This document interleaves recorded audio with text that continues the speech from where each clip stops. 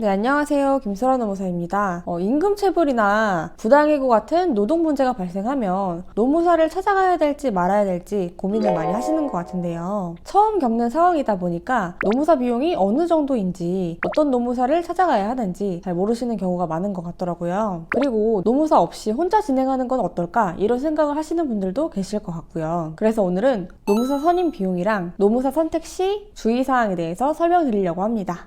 일단 노무사를 꼭 선임을 해야 할까요? 사건의 성격에 따라 다를 수는 있는데요. 대부분의 경우에는 노무사 없이 혼자 진행하는 것보단 전문가랑 함께 진행하는 게 훨씬 좋겠죠. 특히 부당해고라든지 임금체불 문제 같은 경우에는 어떻게 대응을 하느냐에 따라서 보상을 받을 수도 있지만 못 받을 수도 있거든요. 특히나 회사 측에서는 노무사를 선임한 상황이라고 한다면 근로자 입장에서도 노무사를 선임하는 게 대응하기에는 훨씬 유리할 수 있다고 생각합니다. 서류를 작성하는 것부터 증거 확보하는 것, 회사랑 협상하는 과정까지 꼼꼼하게 진행을 해야 되는데 법적인 준비 없는 상태로 혼자 진행을 하게 되면 불리한 결과가 나올 수 있으니까요. 혼자 진행을 하게 된다고 하시더라도 노무사 상담은 한번 받아보시는 걸 추천드립니다. 어떤 경우에는 노무사에게 이유서 작성 대행만 맡기거나 아니면 이유서 검토만 맡기시는 경우들도 계세요. 그래서 이게 혼자서 해결할지 아니면 노무사에게 조력을 받을지, 노무사의 도움을 받는다면 어디서부터 어디까지 받는 게 좋은지는 상담을 받아보시는 걸 추천드립니다. 일단 권고사직 면담을 했거나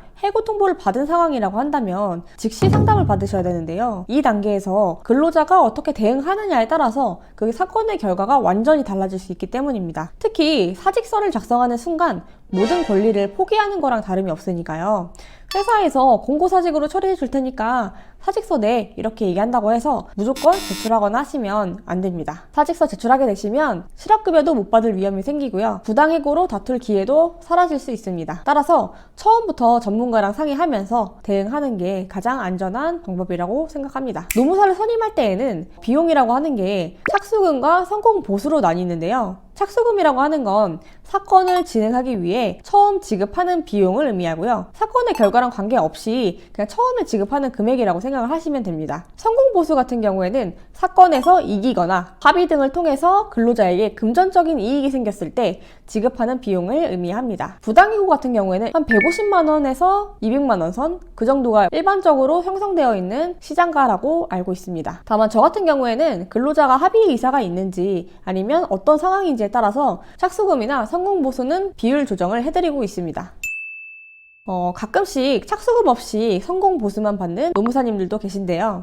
조금 주의를 하실 필요가 있다고 생각을 하는 게 그런 것들 같은 경우에는 사건을 한 번에 되게 여러 군데를 받는 경우들이 많아요. 그러면 이제 하나의 사건에 집중을 하기 어렵겠죠. 그리고 상담을 할 때도 이 사람이 노무사인지 사무장인 건 아닌지 한번 확인을 해보실 필요가 있는데요. 가끔 사건 비용이 지나치게 낮거나 하는 경우에 사건을 맡아놓고 수습 노무사한테 시킨다든지 아니면 사무장이 서면을 쓴다든지 하는 경우들이 있기 때문에 주의하실 필요가 있습니다. 그리고 제가 생각했을 때는 법인의 규모보다는 나랑 상담을 진행한 노무사가 어떤 사람인지, 사건을 많이 경험한 적이 있는지, 나와 비슷한 케이스를 다뤄본 적이 있는지 등등의 사정을 고려해서 여러 군데에서 상담 받아보시고 결정하시는 게 좋을 것 같습니다. 노무사를 선임해야 할지 말지 고민이신 분들이 많은 것 같아요. 결론적으로 말씀드리면 이런 고민이 든다고 하면 상담을 먼저 받아보시는 걸 추천드려요. 저 같은 경우에는 혼자서도 충분하게 이제 사건 진행이 가능하다라고 생각이 들면 솔직하게 말씀을 드리고 있고요.